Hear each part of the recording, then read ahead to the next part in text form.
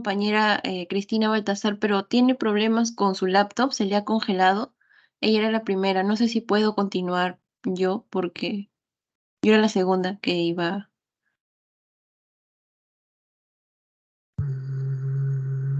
¿Sí puedo, doctor? ¿Y tu compañera que no expone? No, sí iba a exponer, pero está que espera porque su laptop se le ha congelado, me menciona.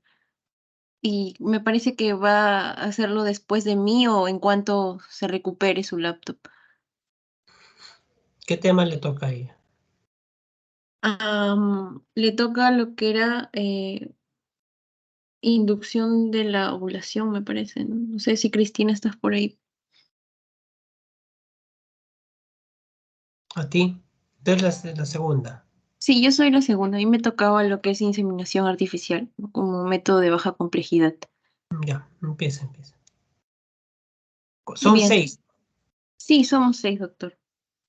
Ya, Sí. 10 a 12 minutos, máximo 15. Yo te voy a ir controlando. A ver, Ok, sigue. doctor, gracias. Ok, buenos días, doctor, compañeros. Vamos a empezar hablando de lo que es la inseminación artificial. De hecho, esta es una técnica de reproducción asistida de baja complejidad, ya que va a ser un procedimiento de bajo riesgo, ¿no? Entonces, empezamos con lo que es la definición. Como su mismo nombre lo dice, la inseminación artificial va a ser un tratamiento que va a consistir en la introducción de una muestra de semen, ya sea de la pareja o de un donante, porque más adelante vamos a ver que dependiendo del origen va a tener bueno, va a ser catalogado de distintas maneras en el útero de la mujer, ¿no? También dependiendo de la posición donde se va a inseminar, vamos a ver Tercero, distintos tipos. tu Sí, doctor, cámara prende, por favor. está bien ahorita. Todos los expositores prenden su cámara. Ya. Entonces, dependiendo de lo que es la posición donde se va a realizar la inseminación, también vamos a tener distintos tipos, ¿no? Entonces, el fin principal de lo que es la inseminación artificial va a ser poder a plazo inmediato conseguir lo que es la fecundación y ya a plazo, perdón, inmediato lo que es la fecundación y a plazo ya a largo plazo lo que es el embarazo, ¿no? Y por ende el alumbramiento y pues que el niño nazca, ¿no? Siguiente, por favor. Ahora, cabe recalcar también que a diferencia de otras técnicas de otras técnicas de fecundación, este tipo de lo que es la inseminación artificial no se van a extraer los óvulos de la mujer, ¿no? Pero sí los espermatozoides del varón, y es por eso que se va a llamar también no convencional, porque no va a requerir una relación sexual, ¿no? Entre el varón y la mujer.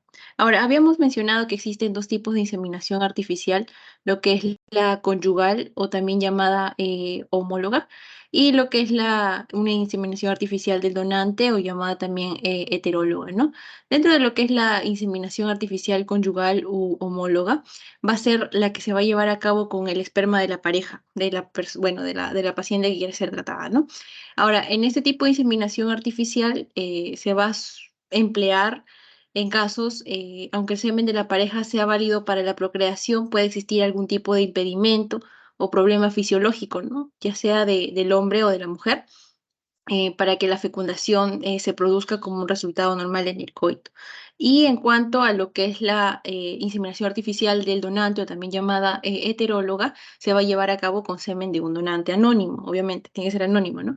Y bueno, esto, por ejemplo, a causa de matrimonios que son infértiles o de repente parejas del mismo sexo, ¿no? O mujeres solteras también que quieren tener un hijo, ¿no? Entonces también van a haber ciertos requisitos, más adelante lo vamos a mencionar, y dependiendo de lo que es el lugar de donde se va a realizar la inseminación, puede ser pues intrauterina, intravaginal, intracervical o intratubárica, ¿no? Acá podemos ver, por ejemplo, en estas imágenes, los diferentes tipos de inseminación de acuerdo al lugar donde se va a realizar esta, ¿no? Siguiente, por favor. Bien, en cuanto al éxito del tratamiento, acá podemos observar la tasa de embarazo, por ejemplo, en una inseminación artificial conyugal que va a ir del 13 al 25%, ¿no? Mientras que la inseminación artificial del donante va a ser mucho más, va a tener mucho más éxito, ¿no? Del 18 al 29%. Siguiente, por favor. Bien, ahora vamos a hablar de lo que son las indicaciones de la inseminación artificial conyugal u homóloga. Esta va a estar indicada sobre todo en pacientes con esterilidad, ¿no?, femenina, ya sea por algún tipo de endometriosis, anovulación o también un factor masculino leve, ¿no? Incluso por esterilidad de origen desconocido, esterilidad de causa inmunológica, lo cual va a ser, o bueno, también vamos a tener el hecho del factor masculino leve, algún tipo de malformaciones, ya sea en el aparato reproductor masculino o desórdenes eyaculatorios, ¿no? Va a ser de muchas características. Siguiente, por favor, que va a ser ahora las indicaciones de la inseminación artificial del donante, ¿no? Acá, por ejemplo, en ausencia de una pareja masculina o cuando haya, en casos de, por ejemplo, el hombre tiene alguna enfermedad genética hereditaria, ¿no? Cuando hay un factor masculino severo, ¿no? A diferencia del anterior, acá un factor masculino severo va a estar presente, o enfermedades de transmisión sexual, infertilidad masculina o incluso también incompatibilidad de RH. Siguiente, por favor. Ahora, en cuanto al procedimiento, va a constar básicamente de 5 pasos. Dentro de esto, por ejemplo, vamos a tener primero lo que es la estimulación de la ovulación. Esta va a durar pues de 10 a 12 días, donde en este proceso acá podemos observar, por ejemplo, que se van a ir inyectando dosis bajas ya de lo que es las gonadotropinas. Esto va a hacer que hay una estimulación ligera en la producción ovárica y pues se van a realizar también ya lo cual es el siguiente paso, el control del ciclo, ¿no? A través de distintas ecografías va a ir controlando el tamaño de los folículos hasta que llegue aproximadamente, vamos a decir que está apto, ¿no? Y después de esto, administran lo que es la gonadotropina coriónica para que ya se pueda dar el siguiente paso. Siguiente, por favor. El siguiente paso que es la captación del semen, ¿no? Y bueno, acá pues, luego de esta, o bueno, en este proceso se va a preparar la muestra del semen, ya se va a garantizar pues de que esté concentrada en espermatozoides móviles y no tenga también otro tipo de, no sé, otros tipos celulares, ¿no? Ni plasma seminal. Y por último ya va a llegar el paso más importante, ¿no? Que es la inseminación per se, que va a ser en el momento de la ovulación cuando se va a depositar esta pequeña muestra de semen, ¿no? En las distintas posiciones o localizaciones que ya hemos mencionado anteriormente, ¿no? Bueno, en este caso se va a dar de 0,5 mililitros normalmente en el útero de la mujer a través de una cánula, ¿no? Y para este procedimiento también no se va a requerir anestesia, ¿no? Por eso también es de baja complejidad, ¿no? Y se va a llevar a cabo en la propia consulta incluso, ¿no? Y por último, no lo he puesto acá, pero en la siguiente sería el paso 5, ¿no? Siguiente, por favor. Eh, bueno, acá, ¿no? Que va a ser el apoyo de lo que es la fase lútea, ¿no?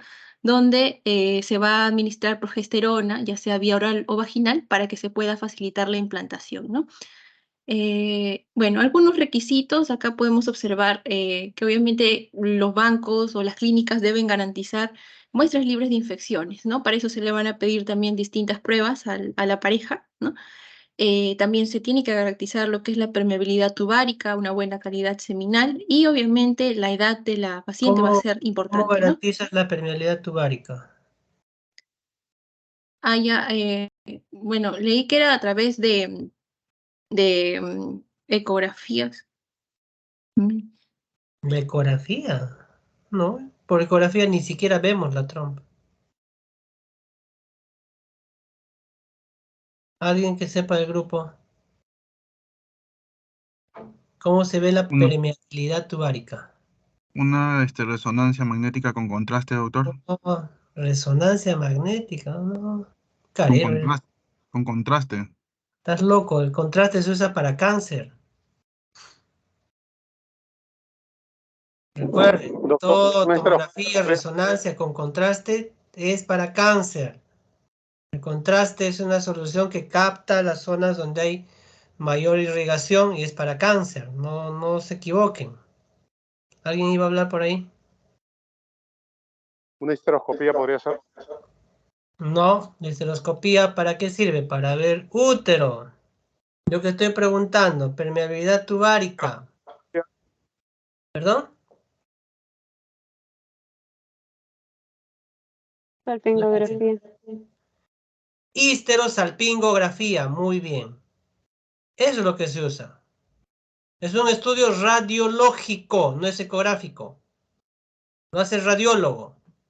Pone una sustancia de contraste en el útero, no en la vena. No puedo decir resonancia ni tomografía. En el útero una sustancia de contraste con una canulita y mientras van poniendo, está entrando a presión, van tomando placas. Ves la forma interna del útero y va entrando en contraste y vas viendo cómo pinta la trompa, ¿no? Y luego cae, es el coté que llaman ellos para demostrar que pasó la trompa, ¿no? Cuando no pasa, ahí no se ve, pues no se ve el contraste en las trompas, ¿sí? Y el otro modo es la cromotubación.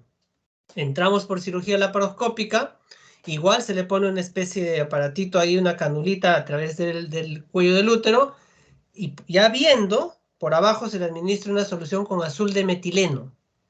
Entonces, mientras va entrando el útero y las trompas, va pintándote las trompas bonito, de azul. Te pinta todo y empieza a gotear el azul de metileno. Claro, el agua estéril, ¿no? Entonces, ahí te estás demostrando que las dos trompas están permeables o no, o a veces ves que no pinta pues ni una trompa, o las dos están obstruidas, y ya por lo menos tienes el diagnóstico. Entonces, hay dos modos de ver la permeabilidad tubárica. La más común, si se quiere, para no entrar a una cirugía, es la histerosalpingografía, ¿no? Sigue. Sí. Bueno, siguiente, por favor. Y ya es lo último. Me parece. Ajá, los riesgos y complicaciones ahora de la inseminación artificial, sobre todo el síndrome de hiperestimulación ovárica, ¿no? Ya que habíamos mencionado el primer paso era la estimulación ovárica per se. Entonces, cuando hay una hiperestimulación, pues va a haber también cierta clínica dentro bueno, en la mujer en este caso, ¿no? Como por ejemplo, vamos a ver un dolor cólico, ¿no? eh, y distintos también cambios, ¿no? El embarazo múltiple va a ser otro. ¿Por qué pasa eso? ¿Qué significa hiperestimulación? ¿Qué está pasando? Bueno, los ovarios en este caso están creciendo y por ende también hay cambios hormonales. ¿Qué crece del Entonces, ovario? ¿por qué crece? ¿Qué crece? ¿Qué crece del ovario?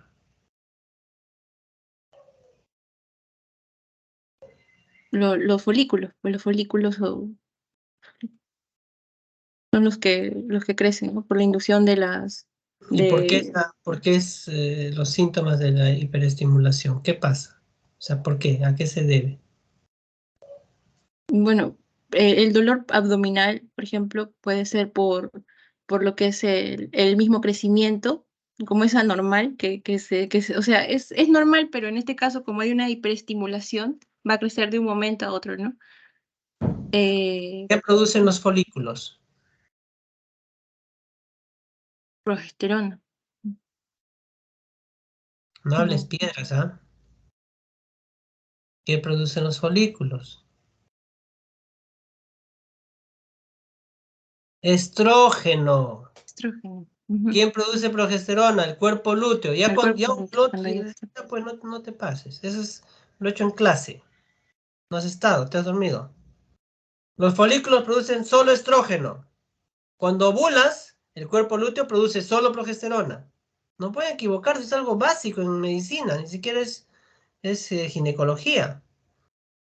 Entonces, si yo pongo esos, ahora nos explicarán qué pongo para estimular al ovario y maduren varios folículos, ¿sí? ¿Cuál es el detalle? Esos folículos varios están produciendo estrógeno, hay exceso de estrógeno. Y eso trae toda una serie de cambios en la mujer. Yo lo he visto hasta incluso pacientes que han entrado por trauma shock con este síndrome y ves tremendos ovarios, ¿no? Gigantes. Me queda chico mi fotito de ovario poliquístico. Son ovarios gigantescos, gigantescos, ¿no? Está sobreestimulado, ¿no? Eso veremos más adelante. Muy bien, sigue.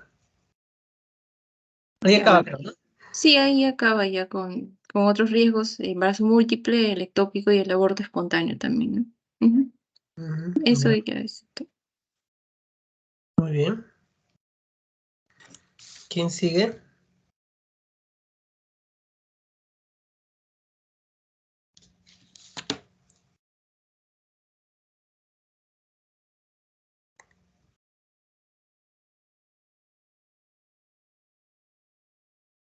¿Quién sigue?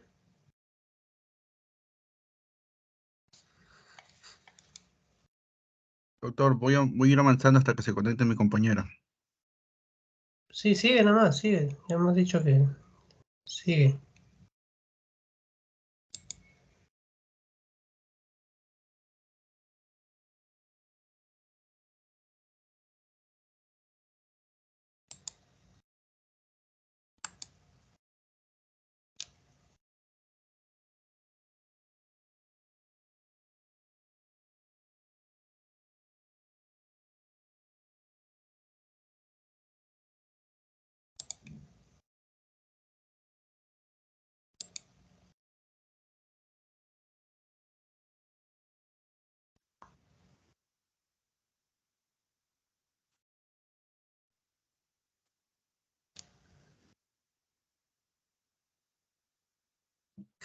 Observa, doctor.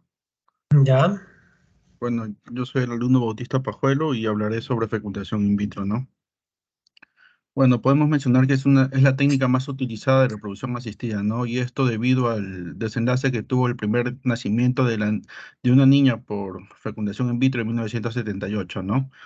Los avances, tantos laboratoriales así como médicos, han permitido pues que hay una tasa de aceptación de hasta un 40%, ¿no? También esto va añadido a un mejor exponente de éxito por por este procedimiento, ¿no? Con una tasa de nacido único vivo sano a término en estos procesos, ¿no? Entonces es un proceso complejo en donde participan diferentes profesionales, ¿no? En donde se incluyen pues alandrólogos, ginecólogos, embriólogos, ¿no? Genetistas, enfermeros y trabajan de forma colaborativa, ¿no? Cada uno en su área correspondiente. Bueno, dentro del resumen de la técnica, tenemos que tener en cuenta que la fecundación in vitro consiste en la obtención de gametos, tanto masculinos como femeninos, ¿no? Y esta obtención va a dar lugar a una fecundación fuera del organismo de la mujer, ¿no? Eh, y va a dar esto se va a dar en el laboratorio, ¿no? Eh, entonces, una vez fertilizados los ovocitos, un número limitado entre 1 a 3 aproximadamente van a ser transferidos al útero, ¿no? Y los que no se transfieren serán posteriormente criopreservados, ¿no? Eh, este va a realizarse mediante dos procedimientos diferentes, ¿no? Uno que es conocido como la fecundación in vitro o convencional, ¿no? En la que el óvulo y el espermatozoide se fusionan espontáneamente, ¿no? Y otro que es conocido como la microinyección espermática o ICSI, que es la fecundación que se realizará mediante microinyección de un espermatozoide al óvulo, ¿no? Bueno, dentro de las indicaciones, podemos mencionar que pues tiene como principal inicio pues la solución de los problemas de esterilidad, ¿no? Y de origen tubárico.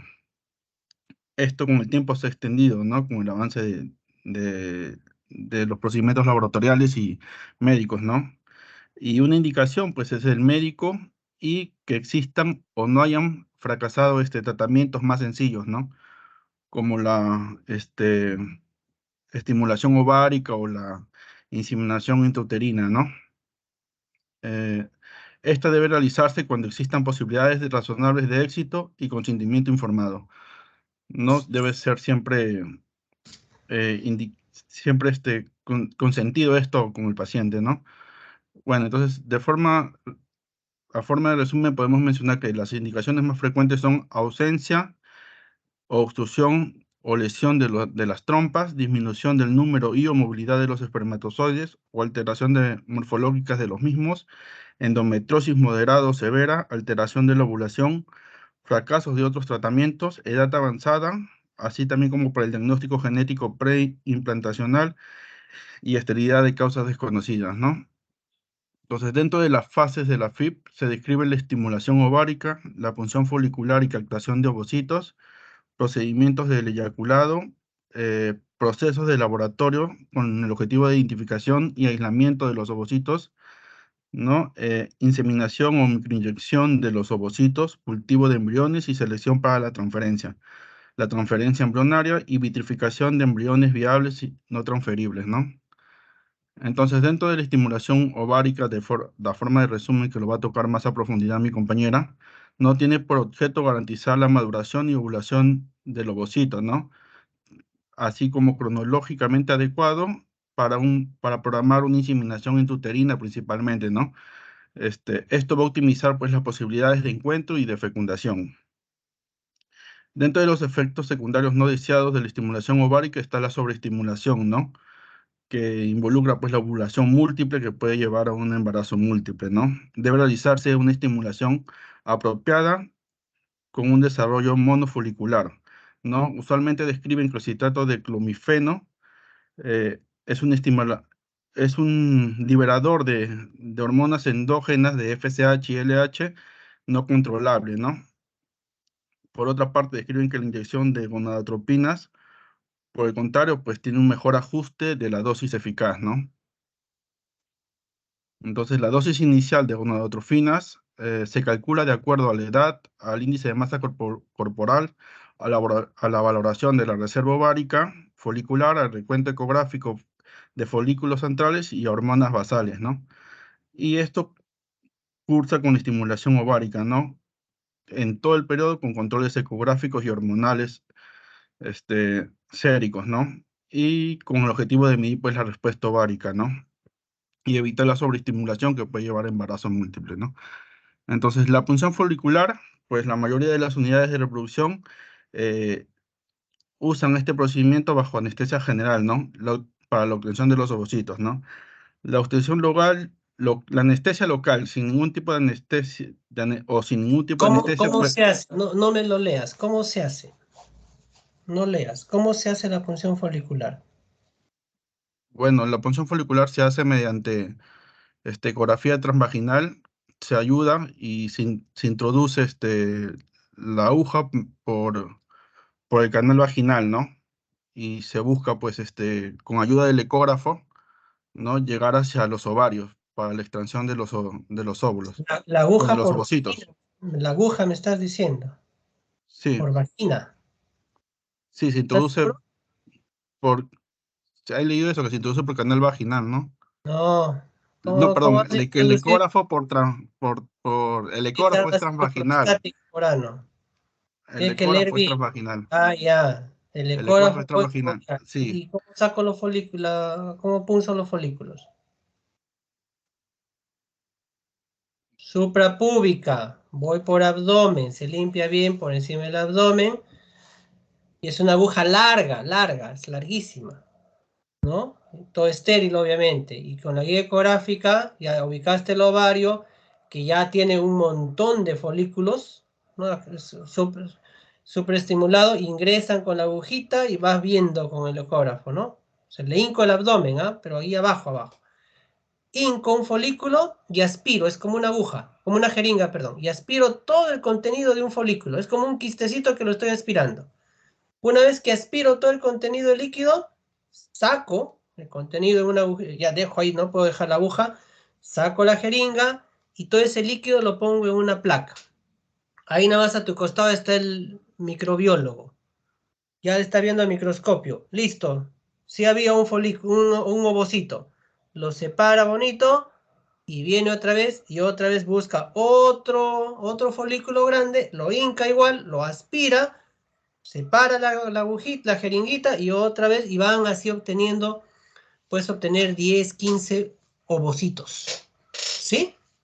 Ujú. Y eso es toda la punción folicular, ¿no? Entonces, no necesariamente en quirófano, o sea, yo he rotado en centro de fertilidad, lo hacen solamente con un poquito de sedación porque no duele, es una aguja bien delgadita y es en un manejo ambulatorio, incluso al ratito se va a su casa la paciente. Y ya una vez que se ha obtenido todos los folículos, perdón, todos los ovocitos, ahí termina el proceso, ¿no? Lo ponen en un líquido especial y ahí recién van a hacer lo que vas a contar. Sigue. Bueno, bueno, como mencionó el doctor, la punción ovárica es transvaginal. en la literatura encontrada menciona que siempre tiene que ser en el quirófano y por un ginecólogo experimentado, ¿no? Eh, Ya pasa ya eso, ya sabemos. Ya dije que bueno, no. recogida del semen. Entonces, los espermatozoides pueden proceder de dos formas, ¿no? A través de la pareja, ¿no? O de un banco de semen. Si es a través de la pareja, pues podemos obtenerla mediante eyaculación, biopsia testicular o punción del epidídimo, ¿no? Se menciona que si se utiliza el eyaculado, deberá obtenerla una vez confirmada la recuperación de los ovocitos, ¿no? Ya que la viabilidad de estos no son de largo tiempo, ¿no? Eh, la sala para la recogida debe estar acondicionada para tal fin, ¿no? Que resulte de la máxima comodidad y permita preservar la intimidad del varón, ¿no? Dentro de la preparación del semen se describen múltiples técnicas, ¿no? Entre las más conocidas, pues encontramos la capacidad espermática, ¿no? Y el swing up, ¿no? Que son las más descritas. En lo que se busca, pues, es encontrar a los espermatozoides más viables para la No te fecundación. entendí, no. Todas las técnicas son de capacitación espermática, todas. Esa que pones ahí gradiente de densidad y otras, incluso hay pequeñas mallas, todas son capacitación espermática. O sea, de todo el semen que se obtenga, lo ponen, depende de la técnica que haga cada laboratorio. Por ejemplo, ahí no veo, está muy chiquitita esa tu gradiente de densidad, ¿no? Ahí son diferentes líquidos a diferente densidad, entonces el semen lo ponen abajo, al fondo. Y los espermatozoides van a empezar a viajar hacia arriba, venciendo o pasando esos diferentes líquidos de diferente densidad. Y solo algunos van a llegar arriba. Esos que llegan arriba, esos nada más se toman y esos son los que se utilizan para lo que viene. Todo eso es capacitación espermática. Puede ser hay líquidos especiales con otros, incluso se habla de pequeñas mallas, hay, hay otras gradientes que van hacia abajo, depende de lo que utilice cada laboratorio, ¿no? Entonces, todo es capacitación espermática, ojo, ¿ya? Y solo unos cuantos, los mejores si se quiere, los que van a llegar a separarse de los demás, eso nada más se utiliza. Sigue. Una vez recolectada la muestra, pues sí, llamados a estos procesos de la capacitación espermática, pues es importante no demorar, ¿no? Eso lo refieren en cuando se usa inseminación intrauterina, ¿no? Porque hay evidencias que incrementan el fraccionamiento del ADN espermático, ¿no? Que puede ser perjudicial para el resultado. Eh, bueno, de ahí encontré literatura sobre el espermiograma, ¿no? En la que pues antes es un proceso en el cual dan ciertos parámetros o buscan ciertos parámetros característicos del semen, ¿no? En donde se mide pues volumen, viscosidad, pH, movilidad, morfología, concentración, presencia de células extrañas, vitalidad, ¿no? Dentro de las pruebas macroscópicas en el estudio del espermatograma, pues encontramos el volumen, tiempo de licuefacción, la viscosidad y el pH. Y dentro de las pruebas microscópicas encontramos la movilidad, la morfología, la vitalidad, ¿no? Eh, bueno, doctor, de aquí tengo unos links, un link de videos, ¿no? Para poder observar. Muestra. De tu tema, ¿no? Sí, de mi tema. Ya.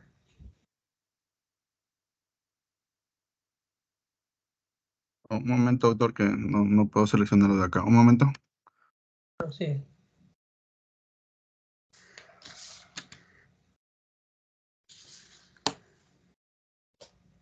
Doctor, mientras mi compañero va proyectando, yo le quería preguntar acerca de, yo había leído pues en un artículo de UpToDate que se puede hacer, ¿no? La punción folicular tanto de forma transvaginal, ¿no? Por la pared lateral de la vagina o también de transabdominal, ¿no? Suprapúbica, siempre y cuando no se pueda acceder de forma transvaginal. No, la primera opción más bien es abdominal. Salvo que la paciente tenga alguna otra patología en la que haya una malposición ovárica, endometriosis, ya se recomienda otras vías, ¿no? Sí se puede, pero no sé si has leído, pero la más común es la suprapúbica, ¿no? Es la más sencilla, si se quiere. Es la más sencilla, ¿no? Porque al crecer el ovario, tú sabes que el ovario es, si bien es intrapélvico, pero al crecer se hace abdominal. Y es bien fácil de obtener. La transvaginal se puede hacer, pero es más compleja y al menos lo que yo conozco lo utilizan en algunos casos cuando ya los ovarios en problemas adherenciales están pegados, y eso define en el momento, ¿no? Pero la más sencilla es esa, la que le dije, ¿no? Doctor, procederá a reproducir el video. Ponlo. Pero no se ve todavía nada. La fecundación in vitro es un proceso de reproducción asistida en el que la unión del óvulo y el espermatozoide se ¿Se escucha, doctor? Sí.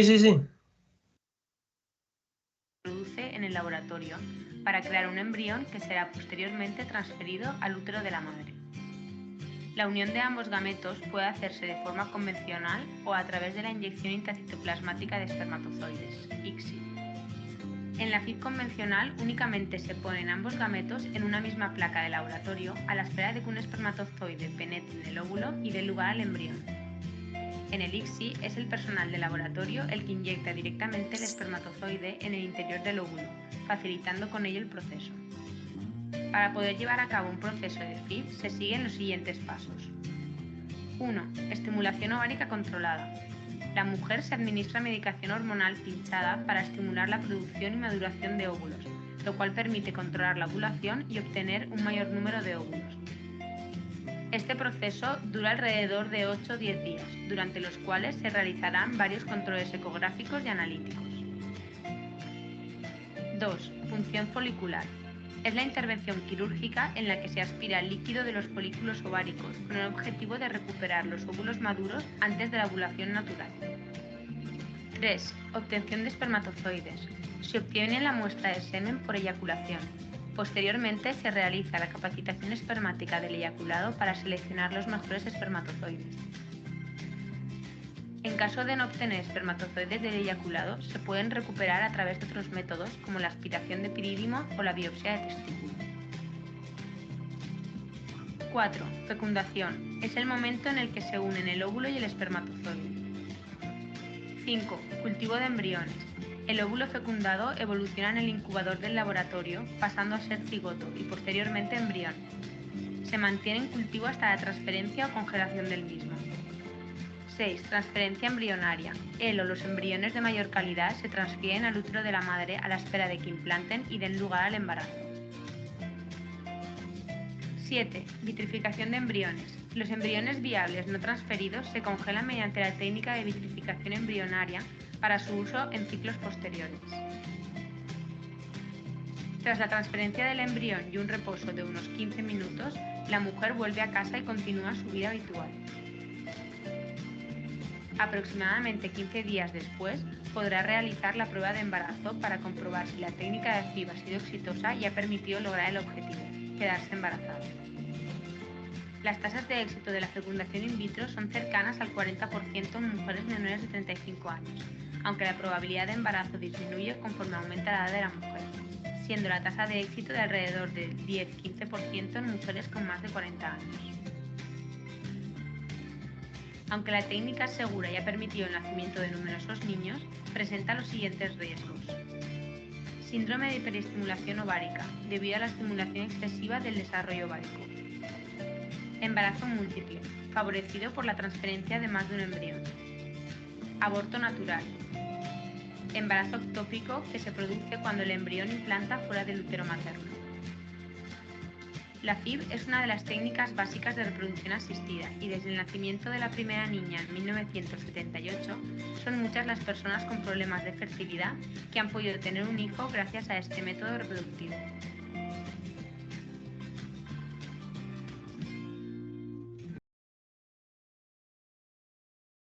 Bueno, doctor, tenía otro video, pero no es muy referente al tema.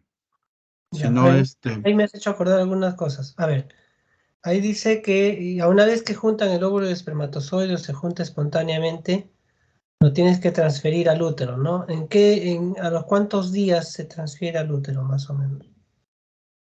La Eh, lógica que te dice.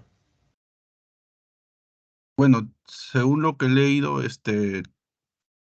algunos antes de transferirlo al útero le hacen pruebas genéticas, ¿no? Para ver la viabilidad del embrión. He leído que pueden hacer cariotipo del embrión hasta secuenciamiento de ADN, ¿no?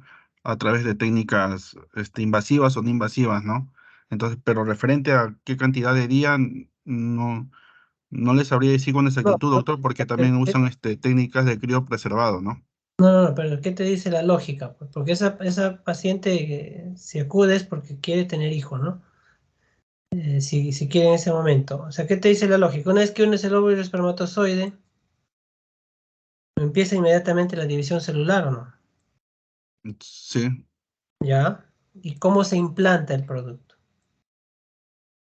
¿En qué estadio de división em, celular? blastocisto, ¿no? Claro, ahí en el grafiquito, si bien no lo dijo, pero es en blastocisto. Entonces, blastocisto, ¿en qué momento? De 6, 7 días más o menos. Si se Aproximadamente, pasa sí. de eso, pierde esa capacidad de implantación. Antes, como mórula, no tiene la capacidad de implantación. ¿Me entiendes? Entonces, acá ellos logran, hasta que sea un embrión, un blastocisto, cuentan los días, como te digo, ¿no? Inmediatamente la citan a la paciente y hacen lo que ahí decía, ¿no? A través de una cánula, así como nos explicó su compañera en la primera, con una canulita ponían los espermatozoides, en este caso con una cánula dejan los embriones y depende, pueden ser 3 a 6 embriones que dejan por dentro y a veces se implanta uno, ninguno o varios, ¿no? Es como han dicho ahí. Y tenemos de todos los casos, ¿no? Esas gestaciones múltiples de 6, 7 son pues por estos tratamientos, ¿no? Y ahí decía, de ahí se hace la prueba de embarazo después de 15 días. Sí, pero ayer justo conversamos con sus compañeros que fueron a la práctica. Recuerda que la subunidad beta puede ya estar presente en sangre inmediatamente a la implantación, ¿no? Se implanta y empieza a manifestarse en sangre la subunidad beta, cuantitativa, ¿no? La cualitativa, no. Y peor la de orina, ¿no? La de orina sí necesita un retraso menstrual, necesitas varias semanas de embarazo para recién se manifieste en orina.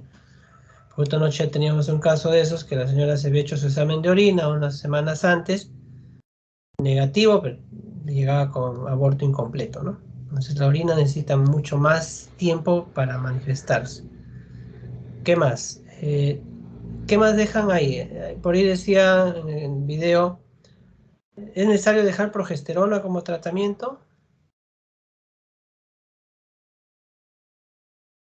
Mm,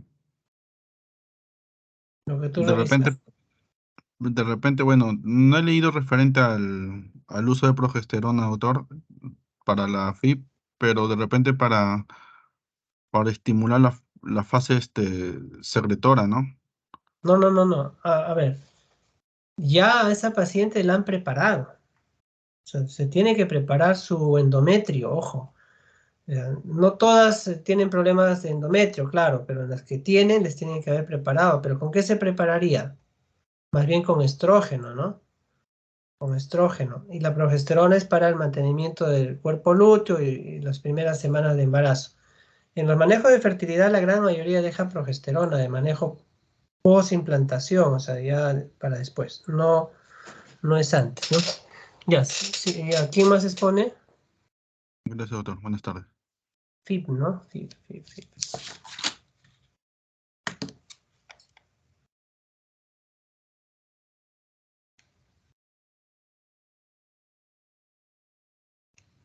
Otro tema.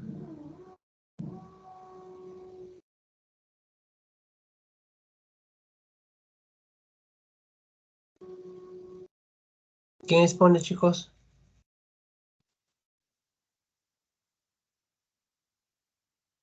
Yo, doctor,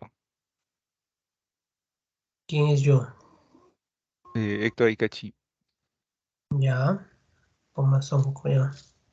¿Qué te toca? Lo que justo proyectaron, en lo que sí, transferencia de Ya, blastocisto. perfecto. A ver, ICSI. Eso Buenas sí es tardes. interesante, es un tema. A ver, vamos a ver. Buenas tardes, doctor. Entonces, yo voy a exponer acerca de ICSI y la transferencia de blastocistos, ¿no? La transferencia de blastocistos, bueno, sería justo lo que estaban comentando, en el paso Me estaba siguiente preguntando, ¿no? Era tu tema, ya. a la fecundación.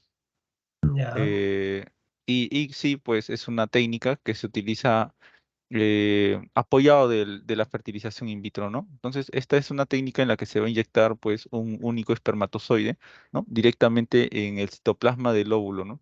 De- del ovocito maduro. Y este, pues, se va a utilizar, pues, en ciertas situaciones que las voy a mencionar, ¿no? A comparación del FIP, ¿no? Que donde se van a colocar 50.000 o más espermatozoides, ¿no? Que van a estar nadando junto a un óvulo en el ICSI, se va a introducir mediante estas micropipetas, ¿no? Que son unas agujas bien pequeñas, se van a introducir, pues, el espermatozoide. Siguiente, por favor. Y pues una vez que el óvulo esté fertilizado, ¿no? Se va eh, a implantar pues en el útero de la paciente, ¿no? Aproximadamente en el día 5 a 7, ya que eso ocurre de forma fisiológica, ¿no? Natural. Entonces, las indicaciones son pues que hay un tratamiento de la infertilidad por factor masculino, ¿no? Esta es una de las principales indicaciones. Puede ser que el paciente esté produciendo pocos espermatozoides o que los espermatozoides no tengan una morfología correcta, ¿no? O que no se muevan de una manera normal, ¿no? Puede haber alguna alteración en su motilidad. También el espermatozoide puede tener algún defecto, ¿no? O alguna dificultad para fijarse al óvulo, o hay alguna obstrucción del aparato reproductor masculino que impida la salida de los espermatozoides. También, pues, tenemos la fertilización fallida en un ciclo eh, de la FIV, ¿no? Fecundación in vitro anterior, parejas con VIH o hepatitis discordantes, ¿no? Ciclos de fecundación in vitro con baja producción de ovocitos, para la fecundación de ovocitos que han sido criopreservados, ¿no? Y de ovocitos que han sufrido maduración in vitro, tratamiento de parámetros seminales limítrofes y tratamiento de tipos elegidos de infertilidad femenina, ¿no? Como individuos con algunas anomalías morfológicas de los ovocitos y o anomalías de la zona pelúcida. Siguiente. Entonces, respecto a si es que esta técnica, bueno, esta técnica dice, la ICSI, ¿no? Permite fertilizar entre un 50 y un 80% de los óvulos, pero pueden haber ciertas problemas, ¿no? Situaciones que puedan ocurrir, ¿no? Como que se pueda dañar el óvulo con esta técnica o que el embrión, pues, una vez que haya, bueno, perdón, que el óvulo no se llegue a convertir en embrión, ¿no? Después de haberse inyectado el espermatozoide o que el embrión deje de crecer, ¿no? ¿Por qué? ¿Por qué Y crees que se da esto que estás diciendo? Que no puede haber embrión a pesar de que en teoría inyectan el espermatozoide. ¿Qué pasa? ¿Qué crees que pasa? eh, puede haber, bueno, A ver, un ¿qué ocurre en una procedimiento. fecundación normal? Yo les he hecho la clase. ¿Qué ocurre en una fecundación normal? El óvulo está enterito, llega a la cabeza del espermatozoide con su acrosoma que tiene enzimas que lisan y diluyen capa por capa las células, ¿no? Y una vez que libera hasta la membrana, ¿qué libera? ¿Entra toda eh, la cabeza del espermatozoide o qué eh, entra? no entra, Solo el pronúcleo. sí, claro, el pronúcleo. Ya, acá en el ICSI, ¿qué haces? ¿Qué se hace?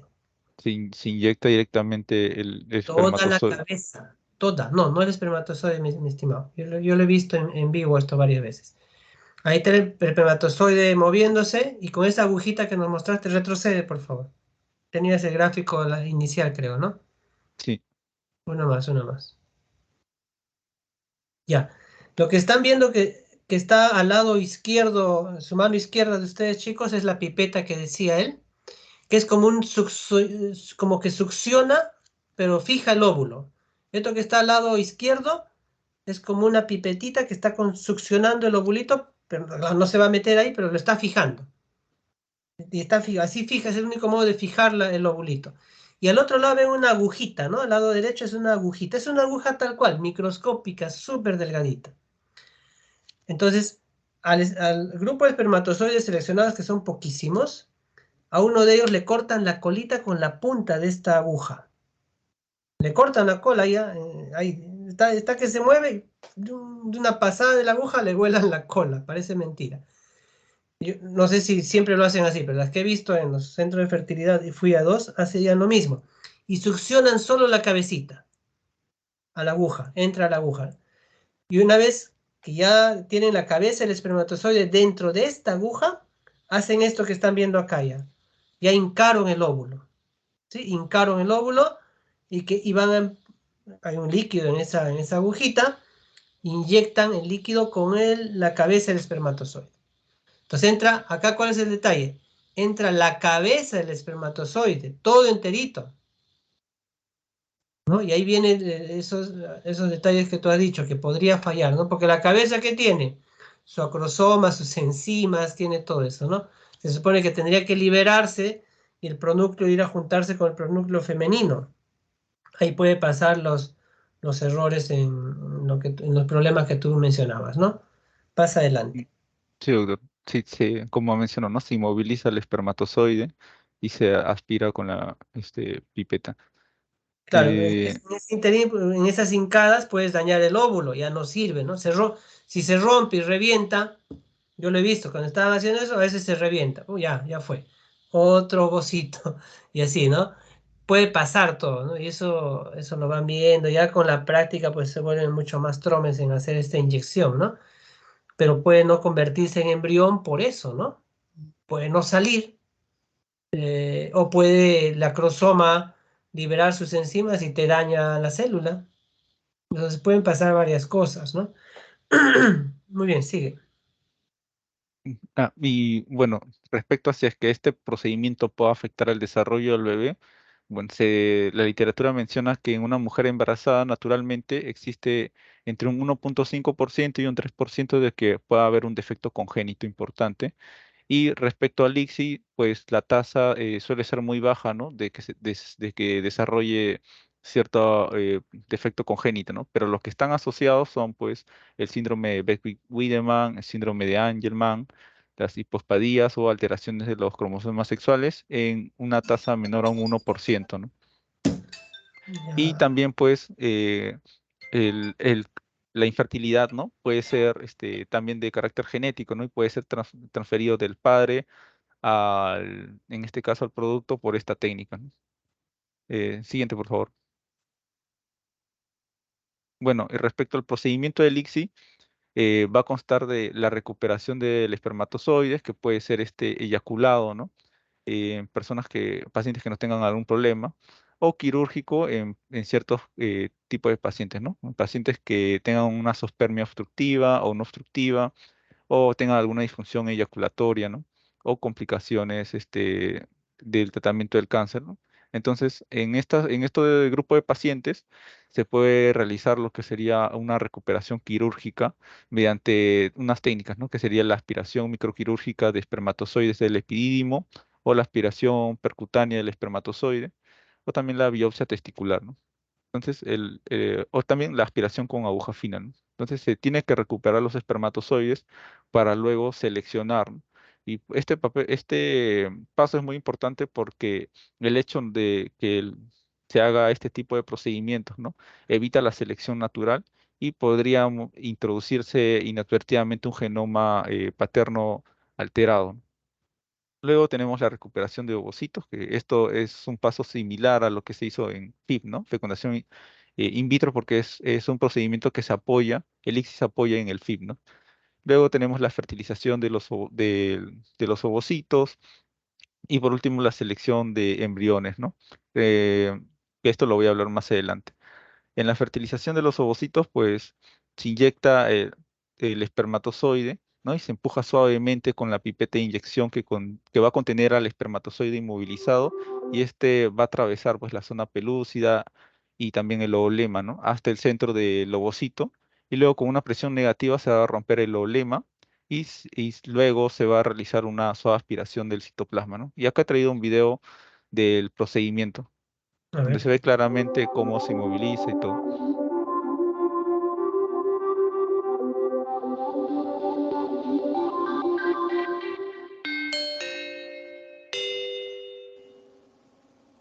Esta es la gota en la que se encuentran los espermatozoides.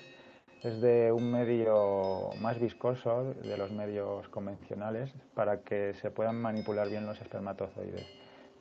Aquí lo que hacemos es seleccionar un espermatozoide y una vez que lo tenemos seleccionado tenemos que cortar la cola. Esto es así para que se pueda activar la fecundación del óvulo. Una vez que ya le hemos roto la cola tenemos que orientarlo para cogerlo por la parte de la cola. Y una vez que ya lo tenemos dentro de la pipeta, retiramos la pipeta y nos vamos a la gota en donde se encuentra el óvulo. En esta gota es donde tenemos el óvulo, cada gota tiene solo un óvulo y lo primero que vamos a hacer es utilizar la pipeta de Holding, que es la pipeta que aspira, para fijar el óvulo y poder después realizar la microinyección. Esta pipeta más gorda es la que se utiliza para fijar el óvulo y que no se nos mueva cuando lo microinyectemos. Y una vez que ya está comprobado, aumentamos la imagen para tener mayor precisión. Colocamos el óvulo y también tenemos que colocar el espermatozoide en la punta de la pipeta.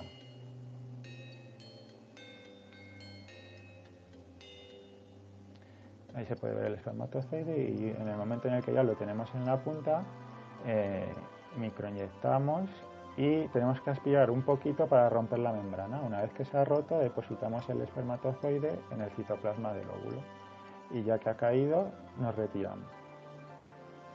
Por último, soltamos el óvulo de la pipeta de sujeción y este procedimiento tendríamos que repetirlo para todos los óvulos.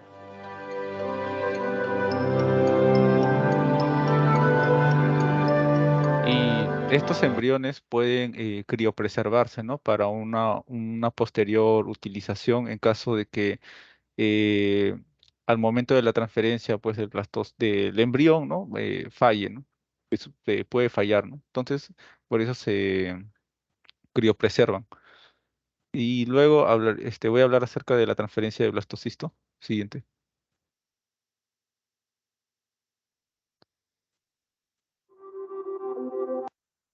Que, bueno, es uno de los pasos, ¿no? De la fecundación in vitro.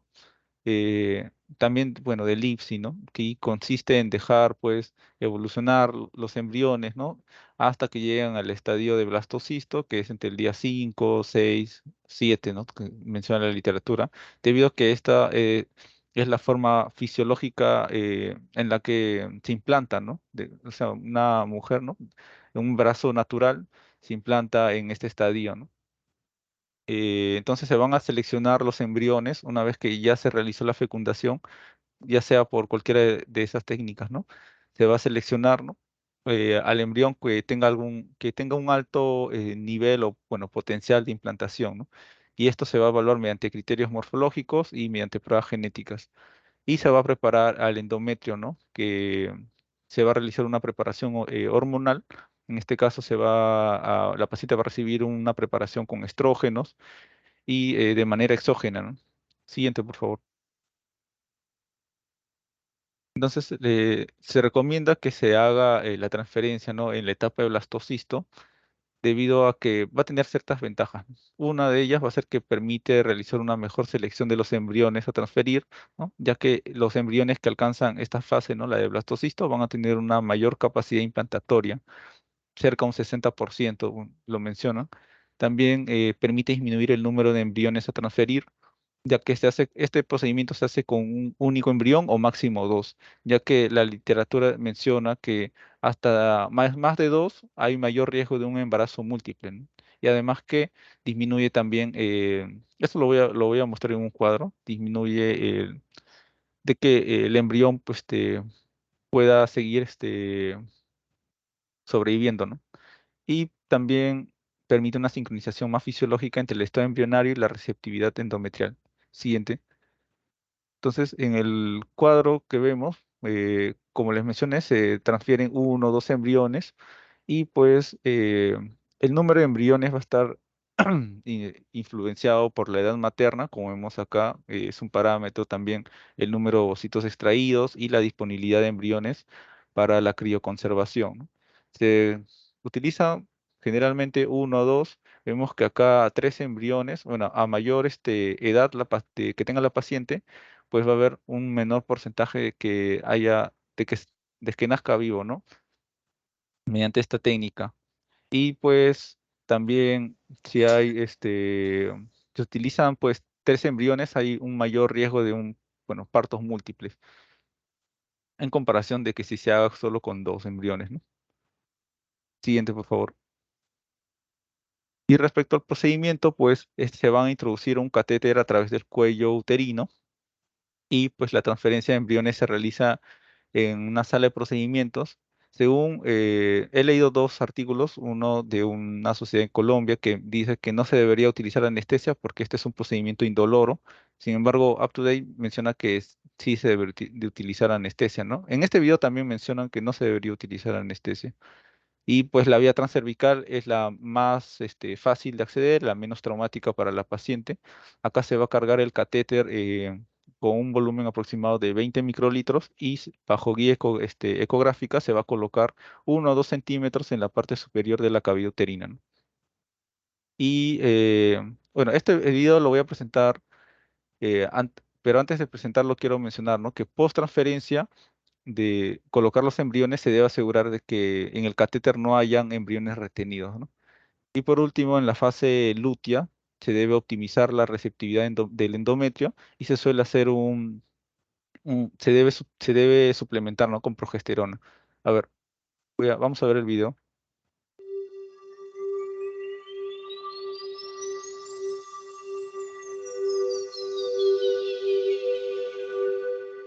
Os voy a explicar en qué consiste una transferencia de embriones. Está justo detrás de mí. Veis aquí, empieza con hablando con la pareja. Esto ya es el proceso de carga de los embriones. Lo más importante es primero hablar con la pareja y acordar qué número de embriones se van a transferir, que siempre va a ser o 1 o 2 normalmente. Y siempre que podamos, mejor transferir 1, si es de calidad. Como veis aquí, el biólogo carga los embriones que hemos decidido transferir con la paciente, los carga en el laboratorio y pasamos a la sala de transferencia donde está la paciente. Fijaos en este diagrama. La transferencia se hace sin sedación, se hace simplemente como si fuera una citología, es un proceso muy sencillo que no va a doler, porque uno de los miedos de todos los procesos es no va a doler. Y fijaos en este esquema. Vemos como el ginecólogo ya va introduciendo a través del cuello de la matriz hacia el útero el catéter, pero o bien él mismo o bien un ayudante, que es el caso en el que nosotros trabajamos en FIMadrid, veis aquí, se hace una ecografía a través del abdomen. Por eso es muy importante venir con la vejiga llena y por eso es importante que regulemos esos tiempos y esa cantidad de líquido que se tiene que beber para no ir con la vejiga ni demasiado llena ni poco llena, ¿no? Fijaos cómo veis aquí en el diagrama cómo se va haciendo la ecografía y yo, o el ginecólogo que está haciendo la transferencia, vemos esto. Esto de aquí sería la vejiga, esto es el útero y sabemos perfectamente dónde estamos. De tal forma que la transferencia, como os digo, es muy sencilla, se hace dentro del útero. No se hacen las trompas, no se hace en el cuello. Y veis como aquí salen los embrioncitos. Retiramos el catéter y hemos acabado un proceso que es muy sencillo y muy esperanzador.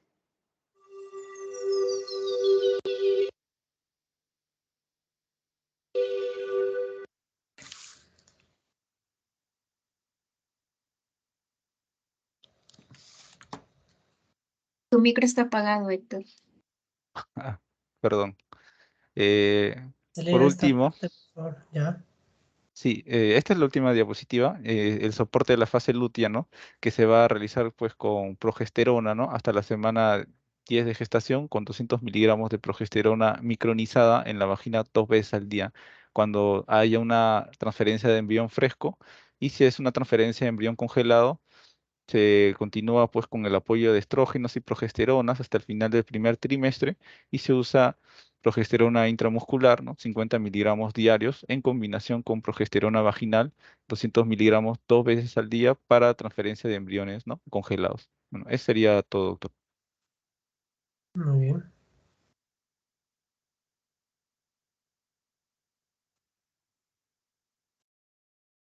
¿Quién sigue?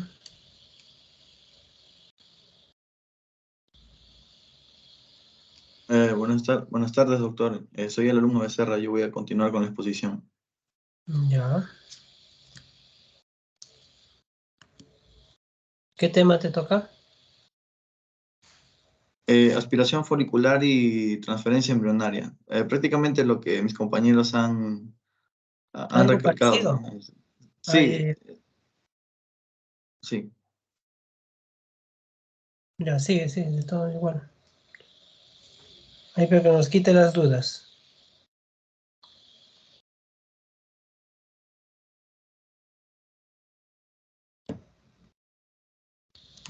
Bien, con respecto a la aspiración folicular, bueno, como ya lo habían mencionado mis dos compañeros, consta en la aspiración folicular para la obtención de óvulos maduros, ¿no?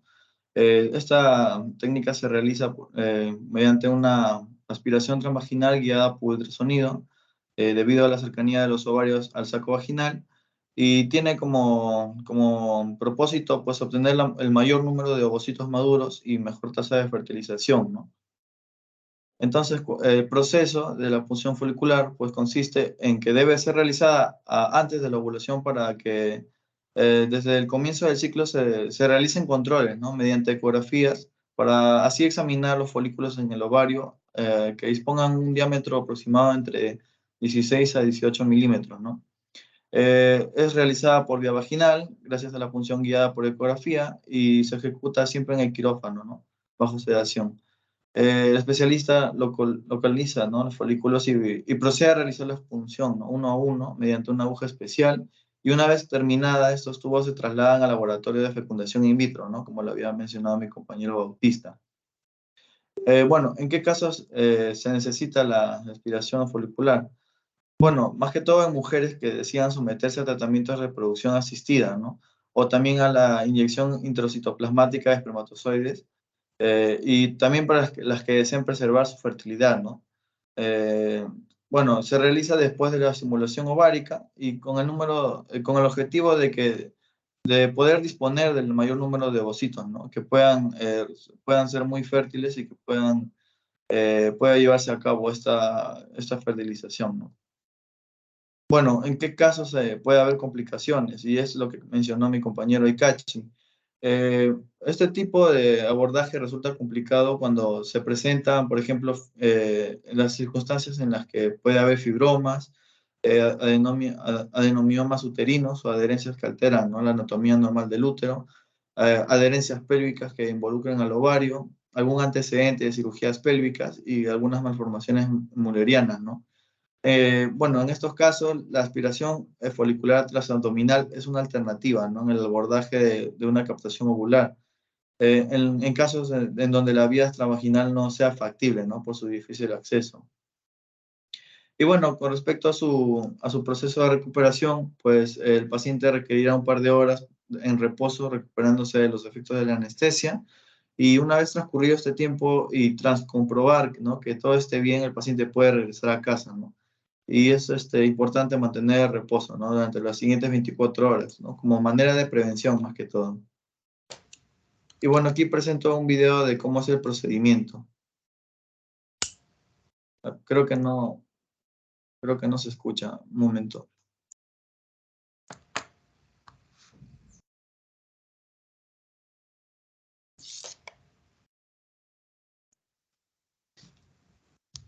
Ovarios para extraer el líquido folicular donde se encuentran los ovocitos. Tenemos en pantalla el ovario derecho, donde se pueden visualizar la existencia de múltiples formaciones quísticas redondas de color oscuro que corresponden a folículos estimulados. A través del fondo de saco vaginal se procede a la introducción de la aguja, donde se van recuperando y aspirando el líquido folicular. Como pueden ver, el folículo se va colapsando. Se retira la aguja y el líquido folicular se lleva al laboratorio para la localización de los diferentes ovocitos. Y bueno, con respecto a la transferencia embrionaria, bueno, es el último paso, ¿no? Cualquier tratamiento de fecundación in vitro, y puede que uno de los puntos más importantes, ¿no? Y bueno, su éxito depende más que todo, bueno, no solo del potencial de los embriones, ¿no? Sino también de la receptividad endometrial.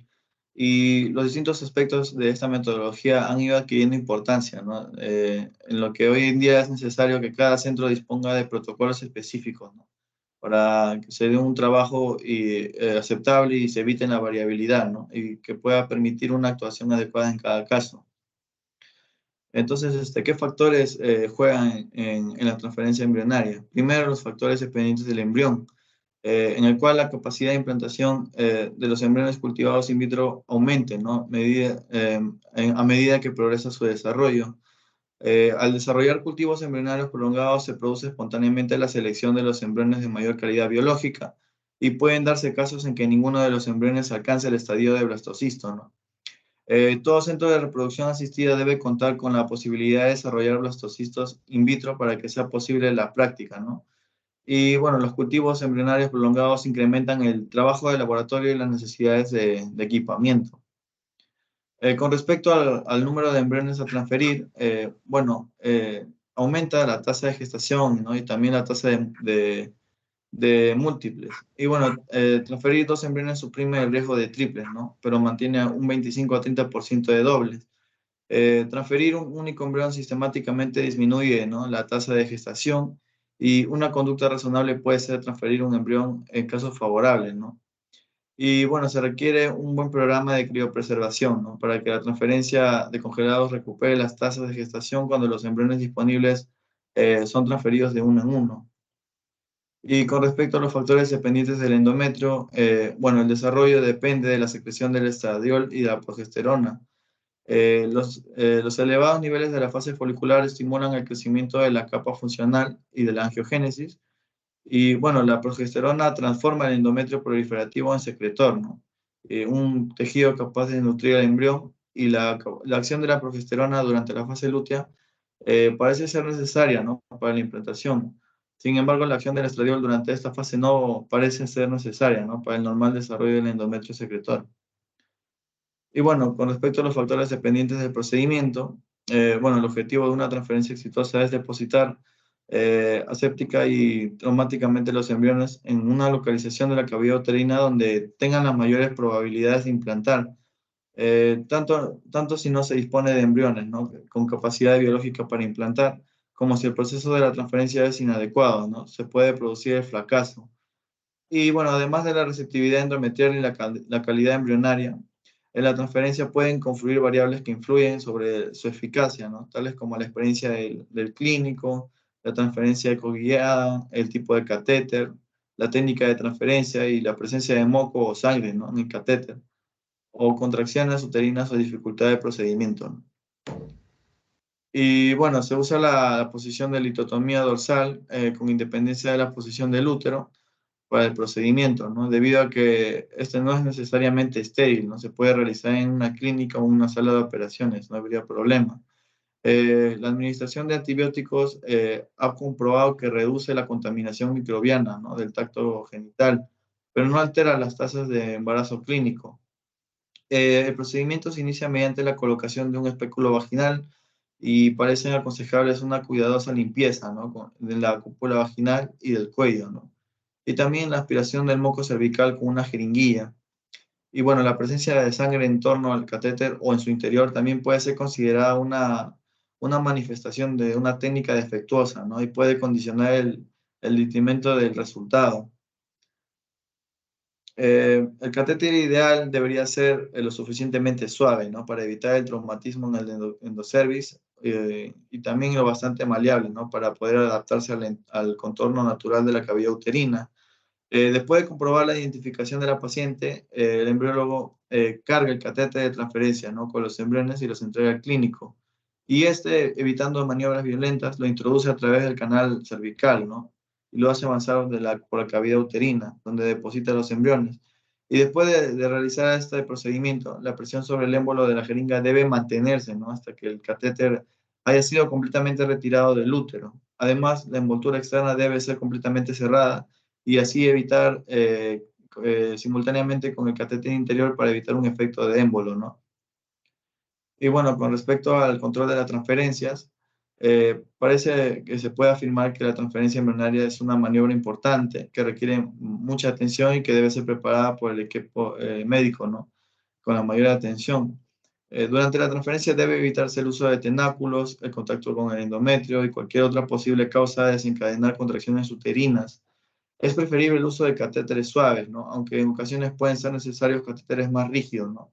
E incluso para poder dilatar el cuello.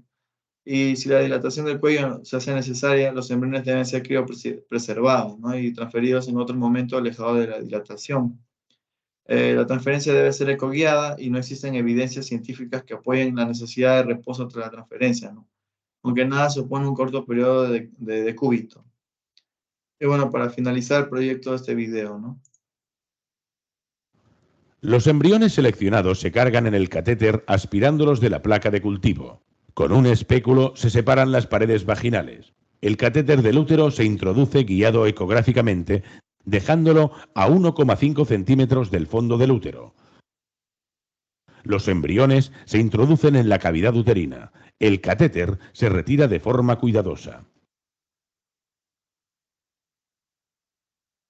Y bueno, eso sería todo con respecto a mi presentación, doctor. Muchas gracias.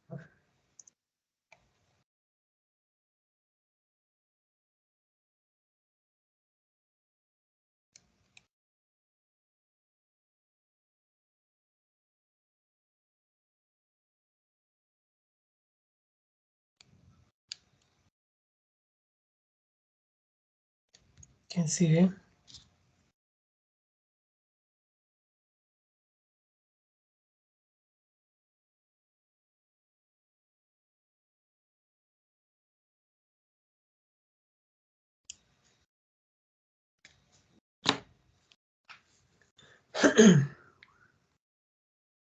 Ya inicia.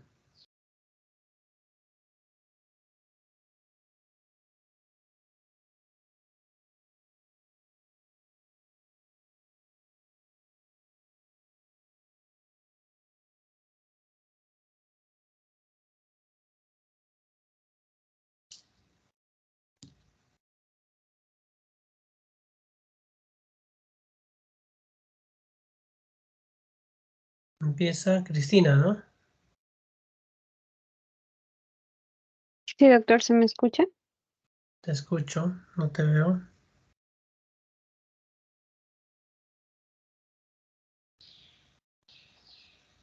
Empieza.